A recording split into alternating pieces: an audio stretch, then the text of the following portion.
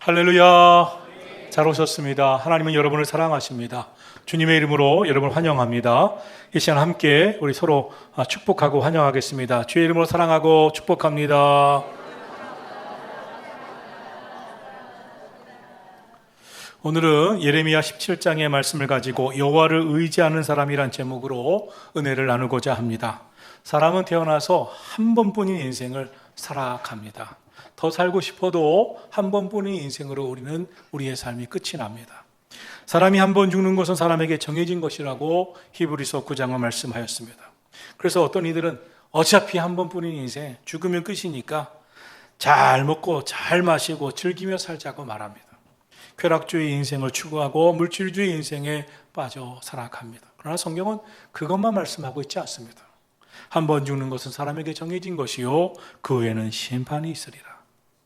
히브리서 9장은 분명히 우리에게 전하고 있습니다. 우리의 인생은 반드시 하나님 앞에 다 한 번은 서게 됩니다. 우리의 인생에 대해서 하나님 앞에서 심판받는 그날이 있습니다. 이 땅에 사는 동안 우리의 삶은 우리의 삶에 어떤 열매를 맺었는지 어떤 삶을 살든지 하나님 앞에서 계산하는 날이 있다는 것입니다.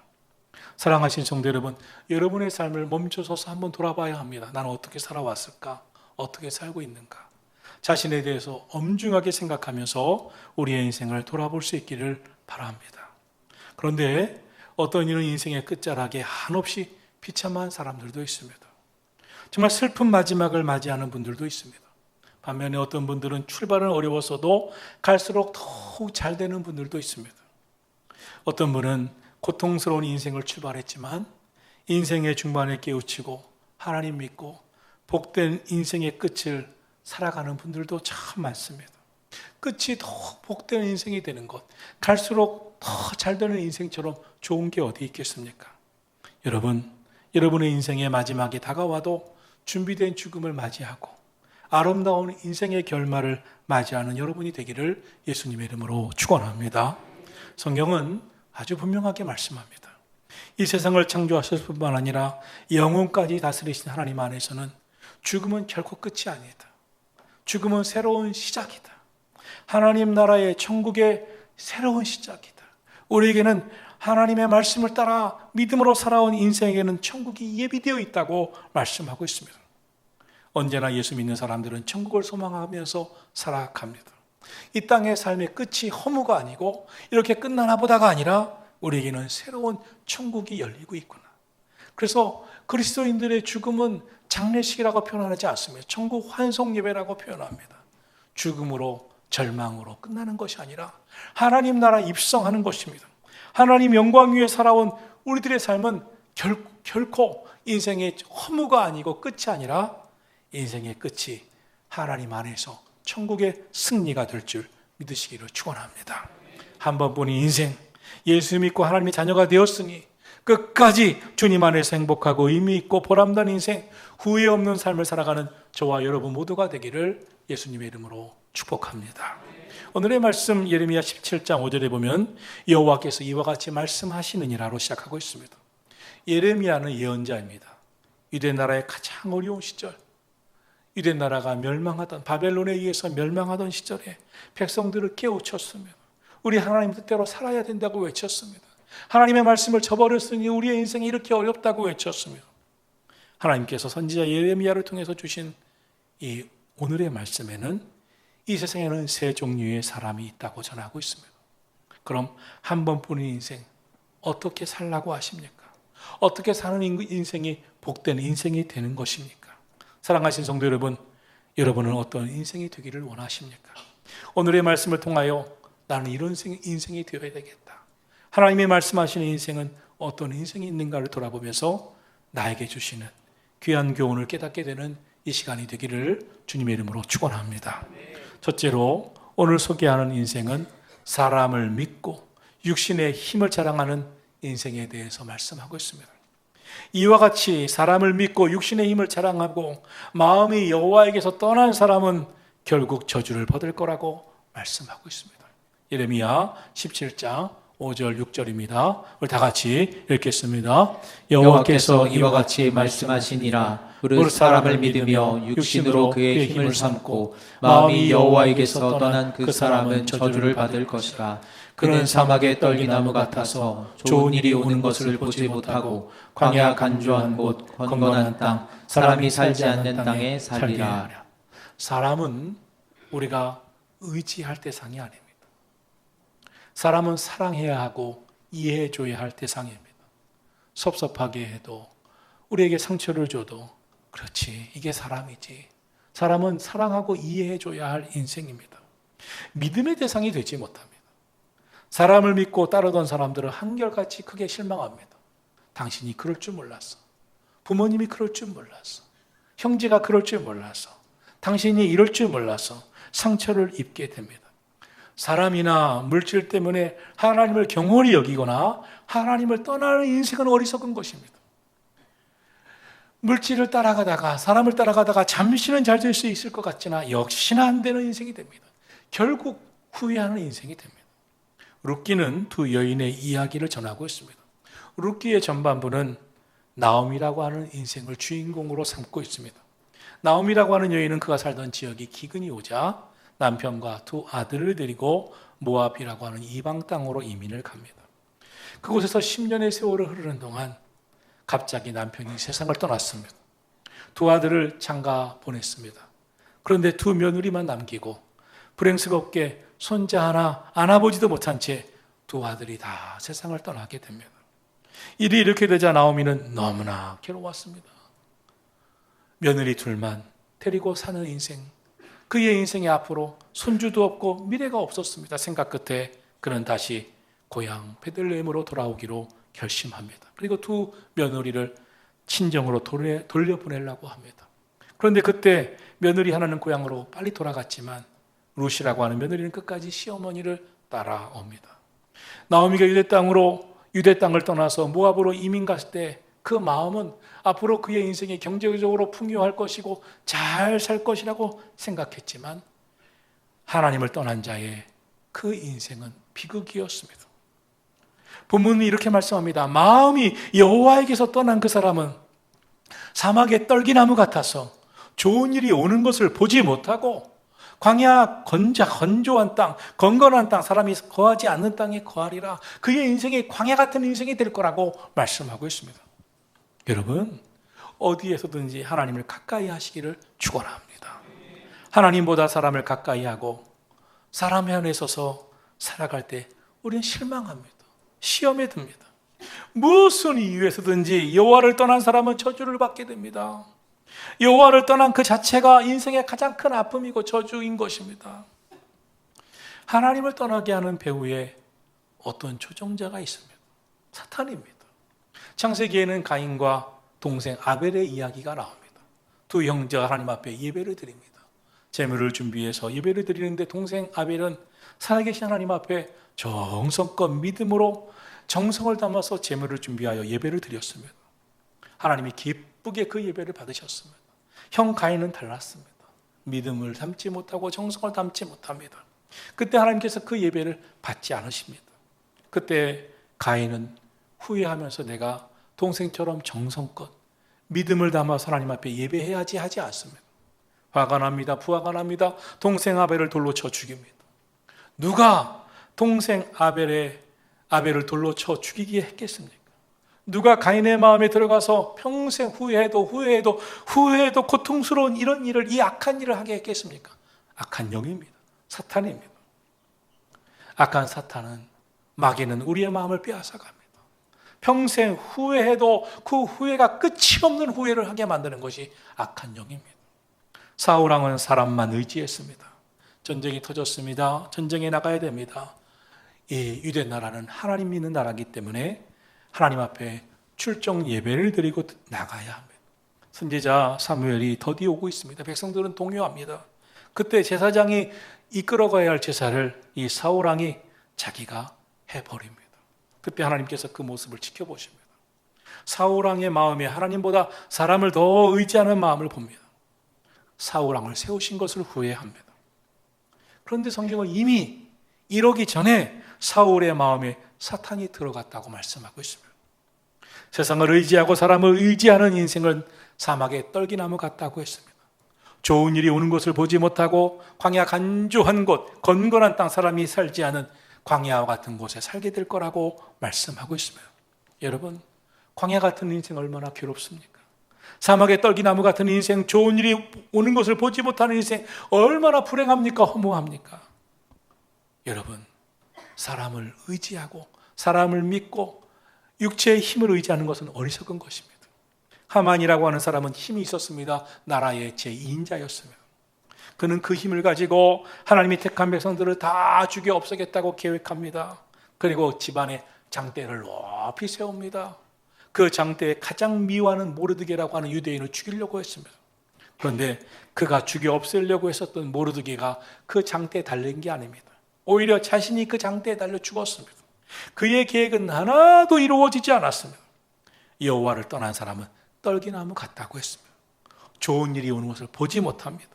거칠은 광야 같은 삶을 살게 됩니다. 하나님의 저주를 받게 됩니다. 그럼 우리는 어떻게 살아가야 될까요? 둘째로, 여호와를 의지하는 사람은 복이 있다고 했습니다. 여호와를 의지하는 사람은, 하나님께 간구하고 의뢰하며 살아가는 사람은 물가에 심어진 나무같이 복을 받게 될 거라고 말씀하심을 믿으시기를 축원합니다. 예레미야 17장 7절과 8절입니다. 다 같이 읽겠습니다. 그러나 무릇 여호와를 의지하며 여호와를 의뢰하는 그 사람은 복을 받을 것이라. 그는 물가에 심어진 나무가 그 뿌리를 강변에 뻗치고 더위가 올지라도 두려워하지 아니하며 그 잎이 청청하며 가무는 해에도 걱정이 없고 결실이 그치지 아니함 같으리라. 아멘. 여호와를 의지하며 여호와를 의뢰하는 사람은 복을 받을 것이다.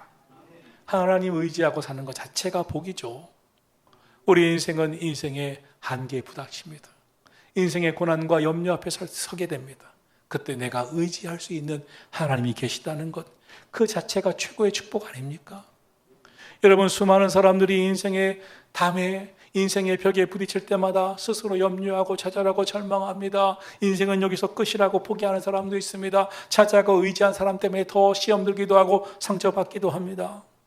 룻기의 전반부가 나오미가 주인공이었다면 후반부는 룻이 주인공입니다. 룻은 시어머니 나오미가 친정으로 돌아가라고 했을 때 돌아갈 수도 있었지만 어머니의 하나님이 나의 하나님이 되십니다 하고 끝까지 하나님을 붙잡았습니다. 그때부터 그의 인생이 열리기 시작합니다. 복을 받습니다. 자신도 복을 받고 시어머니 나오미에게도 복이 되었습니다. 결국 그녀에게서 그 위대한 다윗 왕이 나옵니다. 하나님이 축복하십니다. 그의 인생을 열어주십니다. 그의 손주에게서 다윗 왕이 나오면서 이 가문은 놀라운 가문이 됩니다. 사랑하신 성도 여러분, 하나님 없는 인생, 하나님 없는 가정, 하나님 없는 건강, 하나님 없는 물질, 하나님 없는 출세는 다 공허하고 허무한 것뿐입니다. 하나님의 자리는 하나님으로만 채울 수가 있습니다. 하나님을 대신해서 세상 그 무엇으로 채울 게 없습니다. 세상 그 어느 것으로도 채우려고 노력할수록 더 갈증나고 더 괴롭고 더 고통스러운 것입니다. 하나님, 내 안에 오시옵소서. 나를 주장하여 주옵소서. 사람이 사람에게서 얻는 기쁨도 있지만 하나님이 주시는 축복을 맛보면 형용할 수가 없습니다. 믿음으로 사는 사람들은 하나님의 주시는 은혜를 압니다. 하나님 주신 복을 맛본 사람들입니다. 하나님 주신 은혜와 복을 맛보았기 때문에 하나님 말씀 따라 살고 싶은 것입니다. 기도하며 살고 싶은 것입니다. 예배가 삶의 주인공이 되는 것입니다. 내 삶을 하나님께 의탁하고 의지하고 말씀에 순종하는 줄로 믿습니다. 하나님 중심으로 살고 하나님의 영광을 위해 살고 싶습니다. 주의 영광을 위하여, 오직 주님의 영광을 위하여 살고 싶습니다. 이것저것 의지하는 것이 아니라 오직 여호와만 의지하고 의뢰하는 사람이 되기를 축원합니다. 그러면 여호와께서 반드시 책임져 주시고 축복해 주실 줄로 믿습니다. 남아프리카 공화국의 한 농사꾼의 이야기입니다. 알리라고 하는 분인데 이 가정은 대대로 농사를 지었고 또 농장을 가지고 목축을 했습니다. 참 안정된 삶을 잘 살아가던 집안이었습니다. 그런데 그때 이 남아프리카 공화국에 다이아몬드 광산품이 일어났습니다. 온 나라가 들떴습니다. 사람들 중에 다이아몬드 때문에 부자가 되었다, 큰 부자가 되었다 소문이 들립니다. 그때 갑자기 알리는 자신이 그들에 비해 너무나 가난하다는 생각이 듭니다. 그래서 잘 살던 그 농장을 팔고 다이아몬드 광산을 사기 시작합니다. 여기저기 산을 살고 다이아몬드 광산을 만들어 파고 들어갑니다. 자신의 마음도 한껏 들떠서 다이아몬드 때문에 어마어마한 복이 될 거라고 생각했지만 제대로 농사짓던 큰 농장 다 팔고 그렇게 마련한 돈을 가지고 다이아몬드 광산을 샀지만 아무것도 다이아몬드가 나오지 않았습니다. 이곳저곳 나라 곳곳을 찾아다니고 헤매고 그 산을 사서 파고들었지만 다 실패였습니다. 결국 10년이 지나면서 두 손 두 발 다 들고 절망 끝에 바다에 자기의 몸을 던져 자살하고 말았습니다. 그런데 이 알리의 옆집에 살던 한 농사꾼이 그가 내놓은 농장을 사들였습니다. 이 농사꾼은 여전히 열심히 일했습니다.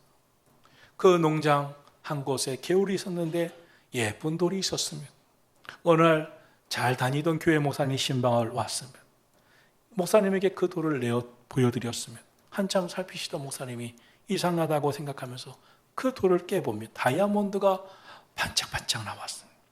함께 나가봤습니다. 농장 곳곳은 여기 가도 다이아몬드 저기 가도 다이아몬드. 그 다이아몬드 광석은 그 알리의 농장 한가운데 있었습니다. 지금까지 세계에서 가장 이름난 다이아몬드 광산, 그 유명한 골곤다 광산이 바로 팔아버린 이 알리의 농장이었습니다. 이란의 전 팔레비 왕비가 쓴 왕관에 달린 이란의 국보 1호 다이아몬드, 영국 왕실이 최고로 여기고 있는 다이아몬드, 다 그 광산에서 나왔습니다. 알리는 보석은 먼 곳에 있다고 생각했습니다. 그런데 죽은 알리의 그 농장 가장 가까운 곳에 그 다이아몬드가 산지에 있었습니다. 여러분, 하나님께서 왜 오늘 여기에 우리를 두셨을까요?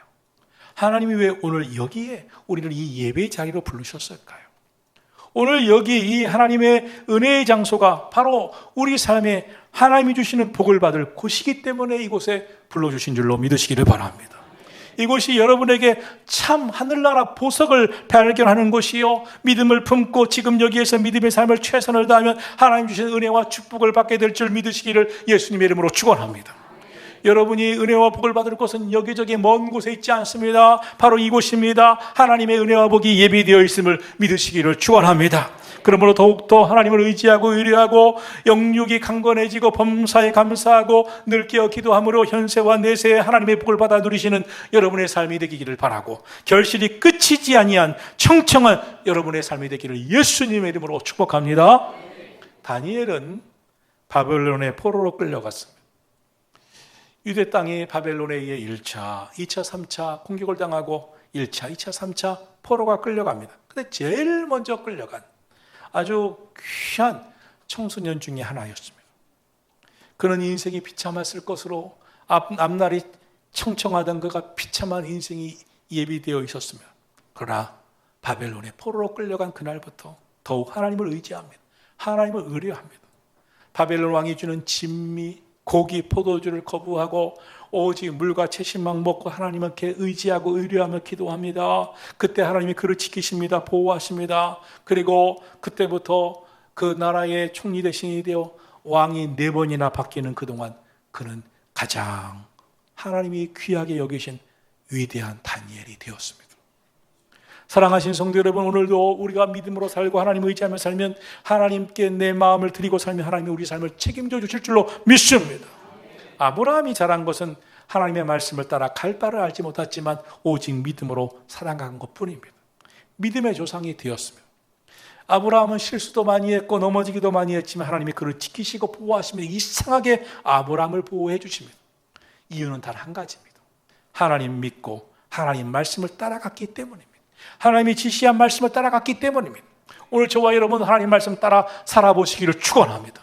우리가 넘어져도 일으켜주시고 우리의 삶을 지켜주시고 축복해 주실 하나님이심을 믿으시기를 예수님의 이름으로 축복합니다. 셋째로, 자고새 같은 인생이 되지 말라고 합니다.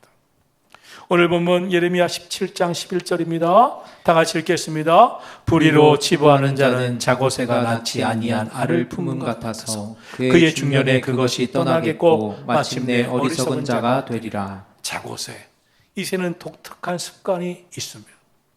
이 새는 욕심이 참 많았습니다. 자기 둥지에서 자기가 낳은 알만 품으면 되는데 빈 이 둥지에 알은 있고 어미가 잠시 자리를 빈 둥지마다 찾아가서 이 알 저 알을 다 가져옵니다. 심지어 이 자고새가 아닌 다른 새들의 알도 가져옵니다. 그리고 자기 알이라고 내 새끼가 이렇게 많다고 잔뜩 모아서 내 거야 하면서 그걸 품습니다. 그리고 부화를 시킵니다. 그런데 얼마 후 깨어나는 새들은 조금만 자라도 제 어미를 찾아갑니다. 자기 인생을 찾아갑니다. 그동안 자고새가 가졌던 고생과 품어준 수고는 다 호사로 돌아갑니다. 자기는 그것을 품는 동안 이것이 내 거야, 나는 이렇게 대단해, 이렇게 부자야라고 생각했지만 품기는 품었지만 결국 다 떠나갔습니다. 자기 마음대로 되지 않았습니다. 성경이 왜 이 말씀을 할까요? 인간사의 모습이 이 자고새 같다는 것입니다. 욕심부려 살지만 자고새의 노력이 어리석고 착각이고 그것을 움켜쥐었다고 내 것이 되는 것이 아니었듯이 욕심은 거품입니다. 자고새 같은 인생, 자기가 다 움켜쥐어서 자기 건 줄 알지만 다 잃어버리고 나면 마침내 어리석은 인생을 살았다는 것을 깨닫게 됩니다. 자고새 같은 인생 살지 마시기를 바랍니다. 하나님은 누구십니까? 나는 아니야, 나는 아니야 하는 우리 마음을 하나님은 다 살피십니다. 하나님은 각 사람의 마음을 살피시고 겉사람만 보시는 것이 아니라 속사람 마음까지 꿰뚫고 계십니다. 내 중심까지 꿰뚫고 계십니다. 예레미야 17장 9절 10절입니다. 다 같이 보겠습니다. 만물보다 거짓되고 심히 부패한 것은 마음이라 누가 능히 이를 알리오마는 나 여호와는 심장을 살피며 폐부를 시험하고 각각 그의 행위와 그의 행실대로 보응하나니. 하나님은 심장을 살피십니다. 하나님은 폐부를 시험하십니다. 우리의 행실을 다 보십니다. 성경은 말씀합니다. 만물보다 거짓되고 심히 부패한 것이 우리 마음이다. 누가 내 마음이 이렇게 부패한 것을 누가 알리요마는. 여러분, 우리가 의지해야 될 것, 세상의 돈, 세상의 명예, 세상의 권세, 세상의 이데올로기, 세상적인 힘 말이 아닙니다. 여러분, 우리 마음, 내 마음이라고 믿을만 합니까? 내가 왜 이러는지 몰라. 왜 내 마음이 이러는지 몰라. 여러분, 내 마음이 왜 이러는지 몰라. 스스로 한탄하고 후회하는 것이 우리 인생인 것입니다. 성경은 말씀하십니다. 만물보다 더 거짓되고 심히 부패한 것이 각 사람의 마음이다. 우리의 마음이다. 그 속을 누가 알리요마는 하나님만 아신다는 거예요. 예레미야는 대체 어떤 경험을 했길래 이런 안타까운 고백을 했겠습니까? 바벨론에 의해 유대 땅이 다 무너져 가는데도 그 당시의 임금, 제사장, 선지자, 각 지도자들, 백성들 너무 실망스러웠습니다. 회개해야 되는데 회개하지 않습니다. 하나님 붙잡아야 되는데 붙잡지 않습니다. 겉으로는 자기들은 괜찮다고 말합니다. 잘 산다고 말합니다. 죄가 없다고 말합니다. 그러나 하나님이 보실 때, 선지자 예레미야가 볼 때 그 마음이 죄로 물들어져 있습니다. 여러분, 우리가 기억해야 됩니다. 사람을 속일 수 있을지 모르지만 하나님을 속일 수 없습니다. 하나님 우리의 마음의 중심을 꿰뚫어 보십니다. 오늘 저와 여러분이 하나님 앞에 회개해야 될 이유가 있습니다. 하나님, 나도 내 마음을 모릅니다. 나도 이렇게 부패한 내 마음임을 하나님 깨닫고 고백하기를 원하오니 주여 깨닫게 해 주시옵소서. 오늘의 말씀은 나 여호와는 심장을 살피며 폐부를 시험하사 각각 그 행위와 그 행실대로 보응한다고 했습니다. 사람들을 보면 자기 마음에 스스로 속습니다. 사람은 자기 자신을 믿을 만한 것이라고 생각하지만 사실 내 마음을 어떻게 믿습니까? 결심한 것도 작심 3일밖에 안 되고 마음 먹은 것도 스스로도 못 지키는 것이 우리 아닙니까? 인간은 스스로 자기 마음의 부패함을 잘 알지 못하는 것 같습니다. 인정하고 싶지 않은 것 같습니다. 오직 하나님만이 내 마음 살피시고 우리 마음 안에 있는 악과 죄를 드러내시는 분이십니다. 그러므로 우리도 예레미야처럼 기도하고 기도를 배워야 합니다. 하나님, 내 마음이 죄로 가득했습니다. 내 마음이 부패했습니다. 예레미야는 어떻게 기도하고 있습니까? 본문 12절, 13절, 14절입니다. 같이 보겠습니다. 영화로우신 보좌여, 시작부터 높이 계시며 우리의 성소이시며 이스라엘의 소망이신 여호와여, 무릇 주를 버리는 자는 다 수치를 당할 것이라. 무릇 여호와를 떠나는 자는 흙의 기록이 되오리니 이는 생수의 근원이신 여호와를 버림이니이다. 여호와여, 주는 나의 찬송이시오니 나를 고치소서. 그리하시면 내가 낫겠나이다. 나를 구원하소서. 그리하시면 내가 구원을 얻으리이다. 하나님, 나를 고쳐주세요. 생수의 근원이신 하나님을 떠나려고 했었던 내 마음을 고쳐주세요.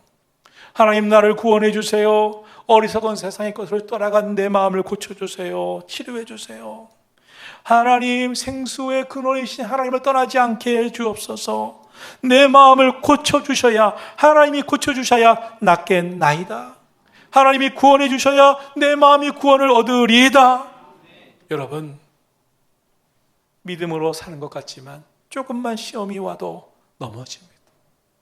상처받습니다. 하나님 잘 믿는 것 같다가도 내 마음이 왜 이러는지 모르게 세상에 빠져 지내고 있습니다.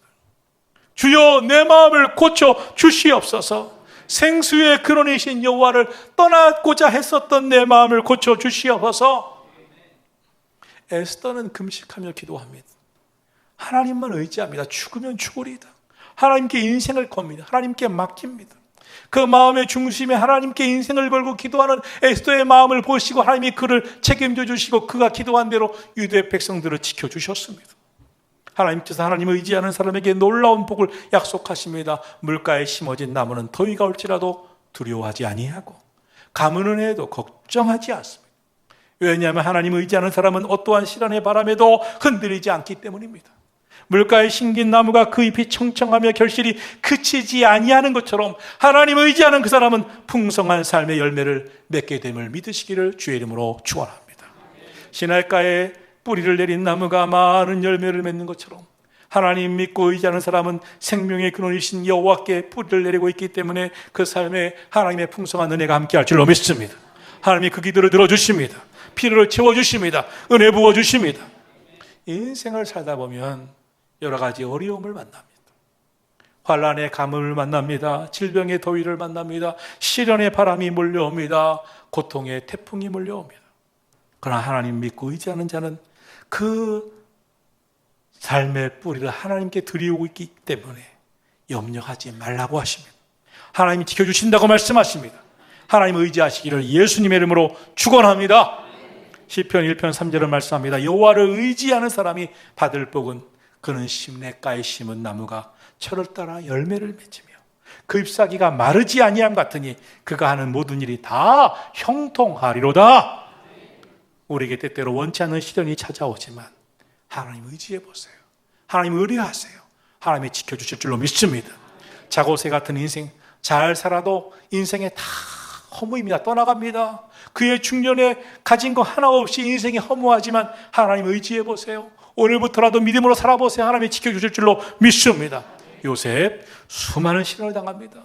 형들이 죽이려 합니다. 결국 노예로 애굽 상인에게 팔았습니다. 노예로 팔려와도 열심히 살았지만 또 누명을 쓰고 감옥에 갇혔습니다. 시련이 끝이 없었습니다. 언제 이 시련이 끝이 날까요? 그러나 끝까지 하나님 의지합니다. 믿음을 포기하지 않습니다. 염려하지 않습니다. 낙심하지 않습니다. 하나님 끝까지 믿고 기도합니다. 여호와를 의지하고 의뢰합니다. 그랬더니 범사에 형통케 하는 은혜를 부어주신 줄로 믿습니다. 마침내 그의 30세가 되었을 때 하나님께서 그를 가장 낮은 자리에서 가장 높은 자리에 올려주셨습니다. 여러분, 종교개혁자 칼빈이 말합니다. 하나님과 함께하면 우리가 하는 모든 일이 형통할 것이다. 하나님 떠난 우리의 모든 삶은 헛된 것뿐이다. 하나님과 함께 하시기를 축원합니다.